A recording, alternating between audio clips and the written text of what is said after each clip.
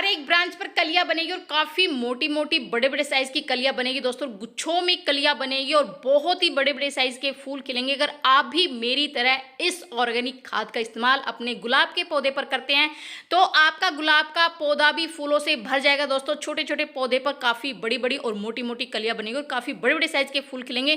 तो ये कौन सी खाद और किस तरीके से हमें अपने पौधों में इसका इस्तेमाल करने वाले आगे वीडियो में बताने वाली, तो वीडियो स्टार्ट करते हैं। नमस्कार दोस्तों इस टाइम पर मेरे गुलाब में तो बाहर आई हुई है। जैसे देखिए कितनी सारी कलियां बनी हुई, हर एक ब्रांच पर इतनी सारी कलियां बनी हुई, मोटे मोटे साइज की जो है ना वो कलियां बनी हुई है और गुच्छों में फ्लावरिंग हो रही है और काफी बड़े बड़े साइज के फूल खिले हुए हैं दोस्तों। क्योंकि मेरे पास बहुत सारे कमेंट आते हैं कि मैम हमने गुलाब के पौधे लगाए हुए हैं, काफी हेल्दी प्लांट है, खूब अच्छे से वो ग्रो कर रहे हैं, लेकिन उनमें कलियां नहीं बनती है, फूल नहीं खिलते हैं और कलियां अगर बन भी जाती है तो फूल खिलने से पहले ही झड़ जाती है। तो क्या कारण है जिससे कि कलियां जो है ना फूल खिलने से ही पहले कलियां झड़ जाती है? तो दोस्तों सारी जानकारी आज की वीडियो में बताने वाली हूं, क्योंकि आज की वीडियो अगर आपने गुलाब के पौधे लगा रहे तो आज की वीडियो आपके लिए बहुत ही खास होने वाली है। आप भी अगर मेरी तरफ फ्लावरिंग चाहते हैं अपने गुलाब के पौधे पर, क्योंकि मार्च का महीना चल रहा है और मार्च का जो महीना होता है वो गुलाब के प्लांट के लिए ग्रोइंग टाइम होता है। इस टाइम पर न्यू न्यू बेसल शूट्स निकलती है, खूब सारी कलियां बनती है और बहुत ही पूरा प्लांट है ना फूलों से भर जाता है। जैसे आप मेरे प्लांट में देख सकते हैं किस तरह से गुच्छों में फ्लावरिंग हो रही है दोस्तों। तो कुछ जरूरी टिप्स बताऊंगी जिसको अगर आप फॉलो करते हैं तो आपका गुलाब का पौधा भी इसी तरह फूलों से भर जाएगा दोस्तों। सबसे पहले तो यह है कि आपको अपने गुलाब के पौधे की हार्ड प्रूनिंग करनी है। मतलब इस टाइम फरवरी में जो मार्च का महीना होता है वो ग्रोइंग टाइम होता है गुलाब के लिए। अगर इस तरह से आप उनकी पिंचिंग करते हैं या प्रूनिंग करते हैं, तो जैसे सूखे हुए फूल हटा देते हैं या इस तरह से आप प्रून कर देते हैं अपने प्लांट को, तो वहीं से क्या होता है कि न्यू न्यू बेसल शूट्स निकलती है और पुरानी जो ब्रांच होती है उस पर जो प्लांट है वो कलियां नहीं बनाता है, फूल नहीं खिलाता है। इसलिए देखिए मैं तो टाइम टू टाइम इस तरह से जो प्रूनिंग अपने प्लांट की करती रहती हूँ और उससे मुझे 2-3 फायदे बड़े बड़े मिलते हैं। देखिए एक सबसे पहले तो मैं बहुत सारी कटिंग ग्रो कर लेती हूँ। देखिए मैंने अभी ये कटिंग्स लगाई थी 5 से 6 दिन पहले और आप देखिए रिजल्ट देखिए कितनी सारी है ना कटिंग्स मैंने लगाई हुई है और सभी की सभी कटिंग्स है वो बिल्कुल सक्सेसफुल हुई है। सभी की सभी कटिंग्स ग्रो हो रही है। मैंने 1.5-2 महीने पहले भी कटिंग लगाई थी और इसका रिजल्ट मैं अब आपको दिखा देती हूँ दोस्तों किस तरह से जो कटिंग है। क्योंकि मैं इस तरह से बहुत सारे गुलाब है ना वो तैयार कर लेती हूँ और जो मेरा गुलाब है इतनी सारी फ्लावरिंग होती है, सभी कहते हैं कि हमें इस प्लांट की कटिंग चाहिए और मैं सभी को इस तरह से ग्रो कर करके सभी की प्लांट की कटिंग दे देती हूँ। दूसरा ये है कि दोस्तों जहां जहां से मैं कटिंग करती हूँ वहां से देखिए न्यू न्यू बेसल शूट्स निकल रही है। देखिए आप देखिए कि जहां जहां से मैंने कट किया है वहीं वहीं से साइड से न्यू न्यू बेसल शूट्स निकल रही है और इन्हीं में कलियां बनती है। क्योंकि पुरानी ब्रांच पर प्लांट कलियां नहीं बनाता है, तो पुरानी ब्रांच को हमें इस तरह से कट करके जो नई ब्रांच निकलती है, नई नई बेसल शूट्स निकलती है, उसी पर प्लांट है ना वो कलियां बनाता है। जैसे आप मेरे प्लांट को देखते हैं दोस्तों, और मेरा तो प्लांट जो फूलों से भरा रहता है ना वो सबसे बड़ा कारण यही होता है कि मैं टाइम टू टाइम अपने प्लांट की प्रूनिंग करती रहती हूँ। हार्ड प्रूनिंग करती हूँ मैं फरवरी में, उसके बाद देखिए अक्टूबर में हार्ड प्रूनिंग करती हूँ, उसके बाद मैं पिंचिंग करती रहती हूँ, जिसकी वजह से नई जहाँ जहाँ से मैं प्रून करती हूँ वहीं वहीं से न्यू न्यू बेसल शूट्स निकलती है। छोटे छोटे पौधे हैं, तो इस तरह से छोटा सा प्लांट है मेरा जो, और इस तरह से देखिए कितनी सारी बेसल शूट्स इसमें निकली हुई दोस्तों। दूसरा फूल लाने का सबसे बड़ा कारण दोस्तों ये होता है कि ये जो नीचे एक जंगली सकर होता है, मतलब ये एक जो है ना नीचे एक ब्रांच निकलती है जिसको हम जंगली कहते हैं, ये किसी काम की नहीं होती, काफ़ी हेल्दी होती है और ये इतनी फास्ट ग्रो करती है। जो हमारा मेन प्लांट है वो नीचे दब जाता है और ये प्लांट ये जो ब्रांच है वो आगे निकल जाती है। ये प्लांट की पूरी एनर्जी अपने अंदर ले लेती है, जिससे इस पर ना तो कलियां बनती है और ना ही फूल खिलते, इसको हम जंगली सकर बोलते हैं और इसको हटाना बहुत ज़रूरी है। अगर हम इसको हटा देते हैं तो आपके प्लांट की जो ग्रोथ हो बहुत ही अच्छे से बनेगी और बहुत ही अच्छे से आपके प्लांट में फ्लावरिंग होगी। तो मैं तो इस तरह से हटाती रहती हूँ और मेरे प्लांट में इसी तरह से न्यू न्यू ग्रोथ होती रहती है और खूब सारे फूल मेरे प्लांट पर खिलते रहते हैं दोस्तों। दूसरा दोस्तों ये है कि मैं टाइम टू टाइम अपने प्लांट की गुड़ाई ज़रूर करती हूँ। गुड़ाई करने के बहुत सारे फायदे होते हैं। एक तो जो मिट्टी होती है ना वो काफ़ी ज़्यादा सख्त हो जाती है अगर हम गुड़ाई नहीं करते हैं, तो लगातार हम पानी देते रहते हैं, फर्टिलाइजर करते रहते हैं, जिससे के कारण से मिट्टी है ना काफ़ी ज़्यादा सख्त हो जाती है। तो इस तरह से अगर हम गुड़ाई करते हैं तो जिससे क्या कि रूट प्रूनिंग भी हो जाती है।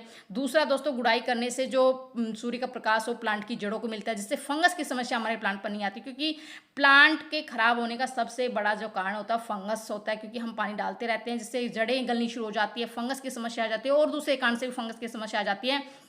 तो अगर आप इस तरह से गुड़ाई करते रहेंगे तो एक तो मिट्टी ढीली रहेगी, दूसरा है कि प्रॉपर ऑक्सीजन जड़ों को मिलती रहेगी, जिससे जड़ों का विकास होता है, जड़ें हेल्दी रहती है, फंगस की या कीड़ों की समस्या हमारे प्लांट पर नहीं आती है दोस्तों।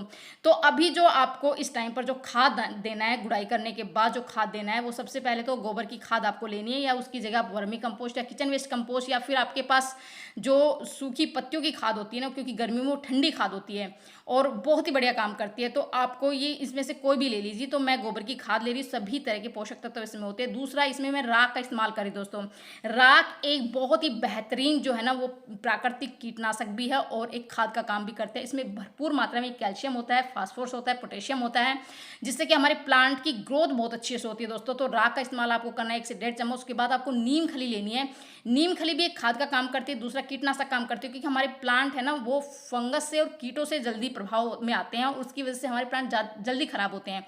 तो अगर हम टाइम टू टाइम इस तरह की चीज़ें डालते रहेंगे, बिल्कुल ऑर्गेनिक चीज़ें डालते रहेंगे, तो हमारे प्लांट में किसी भी तरह की समस्या नहीं होगी और पोषक तत्वों की पूर्ति भी इन चीज़ों से होती रहती है। तीसरी चीज़ दोस्तों, मैं केले के छिलके डाल रही हूँ। केले के छिलके को मैंने सुखा लिया था, उसका मैंने पाउडर बना लिया है और मैं केले के छिलके का पाउडर डाली। इसमें भरपूर मात्रा में पोटेशियम होता है। तो आपकी केले के छिलके का 1 से 1.5 चम्मच सूखे हुए केले का छिलका आपको पाउडर लेना है। उसके बाद जो लास्ट चीज़ दोस्तों मैं ले रही हूँ, ये कैल्शियम का रिच सोर्स है दोस्तों। ये मैं ले रही हूँ कैल्शियम की गोली, बहुत ही बढ़िया काम करती है। कैल्शियम की कमी से हमारे पौधे पर बहुत सारी समस्या आ जाती है। जो कलियाँ, जो फूल खिलने से पहले कलियाँ झड़ जाती हैं, वो कैल्शियम की कमी के कारण होता है। तो आपको एक गोली इस तरह से कैल्शियम की लेनी है। अगर आपके पास कैल्शियम की गोली नहीं है तो इसका एक सस्ता सा उपाय मैं आपको बताती हूँ। आपको इस तरह से जो चौक आता है ना, जो ब्लैक बोर्ड पर हम लिखते हैं, इसमें भी कैल्शियम बहुत अधिक मात्रा में होता है। तो या तो आप चौक ले लीजिए या फिर आपके पास कैल्शियम की गोली, चाहे वो एक्सपायर क्यों ना हो, वो ले लीजिए। और आपको अगर मैं देखो, मैं 2 प्लांट के लिए जो है वो बना रही हूँ, 2 गमलों मुझे डालना है, तो मैं 2 गोली का इस्तेमाल कर रही हूँ दोस्तों। मैंने इसमें 2 गोली डाली है, आपको दिखने में एक लग रही हो, लेकिन मैंने 2 गोली का इस्तेमाल इसमें किया है। और इसको मैंने इस तरह से इस जो खाद जो हमने तैयार किया, जिसमें हमने बहुत सारी चीज़ें डाली हैं, उसमें मैंने कैल्शियम डाल दिया दोस्तों। कैल्शियम की पूर्ति होगी तो हमारा प्लांट काफ़ी ज़्यादा जो है ना बहुत ही ज़्यादा हेल्दी रहेगा।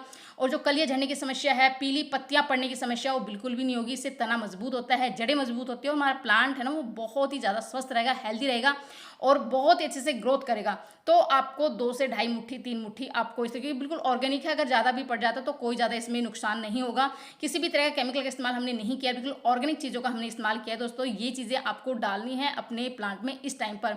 और अगर आप इस तरह से बहुत ही बड़े बड़े साइज़ के फूल चाहते हैं और आप चाहते हैं कि छोटे छोटे पौधे फूलों से भर जाए, गुच्छों में फ्लावरिंग चाहते हैं, तो दोस्तों जो खाद आज मैं बताने वाली हूँ ना, अभी लिक्विड खाद मैं आपको बताऊंगी और वो बहुत ही बिल्कुल फ्री की खाद है, घरेलू खाद है और इसका इस्तेमाल करके आप अपने गुलाब के पौधे को फूलों से भर सकते हैं।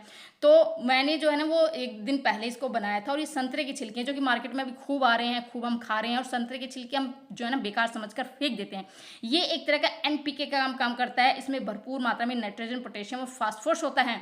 साथ ही ये जो मिट्टी में लगने वाले कीट पतंगे हैं, या जो हमारे, अगर आप इसका स्प्रे भी करते हैं अपने प्लांट पर, तो जो हमारे पत्तियां हैं वो जैसे बिल्कुल दाग धब्बे से पड़ जाते हैं, गुलाब की पत्तियों पर पत्तियां वो काली पड़ जाती है, मुड़ सी जाती है, तो वो समस्या बिल्कुल भी नहीं होगी दोस्तों। ये बिल्कुल ऑर्गेनिक है और फ्री की खाद है। तो अगर इसका इस्तेमाल आप अपने गुलाब के पौधे पर करते हैं, मिट्टी में भी कर सकते हैं, 2 तरीकों से कर सकते हैं, या फिर अपने प्लांट के पर इसका स्प्रे भी कर सकते हैं। बहुत ही बढ़िया काम करेगा दोस्तों। ये मिट्टी की गुणवत्ता में सुधार करता है, मिट्टी को एसिडिक बनाता है, जिससे हमारे जो गुलाब का प्लांट है वो बहुत अच्छे से ग्रो करता है, उसमें बहुत ही अधिक फ्लावरिंग होती है। तो आप इसको छान लीजिए और छाने के बाद जितना लिक्विड फर्टिलाइजर हमने लिया है उससे 4 गुना सिंपल पानी आपको इसमें ऐड करना है और अपने गुलाब के पौधे में डाल दीजिए दोस्तों। लेकिन हाँ, मिट्टी थोड़ी ड्राई होनी चाहिए। हमने इसमें गुड़ाई कर दी थी और इसमें हमने बहुत सारी चीज़ डाल रखी है दोस्तों। सभी पोषक तत्वों की पूर्ति हो जाएगी और आपका प्लांट है वो बहुत ही अच्छे से ग्रो करेगा। और छोटे छोटे जो पौधे हैं उसमें न्यू बेसल सूस निकलेगी दोस्तों। तो प्रूनिंग आप करिए टाइम टू टाइम। पानी का विशेष ध्यान रखना है, क्योंकि अभी जैसे गर्मी होने लगी है तो नियमित रूप से आपको पानी देना है। ज़्यादा पानी भी नहीं देना, बहुत कम भी पानी नहीं देना, तो नियमित रूप से पानी देना है। दिन में 1 बार तो आपको गुलाब को पौधे में पानी देना ही देना है दोस्तों, क्योंकि गर्मी अभी होने लगी है।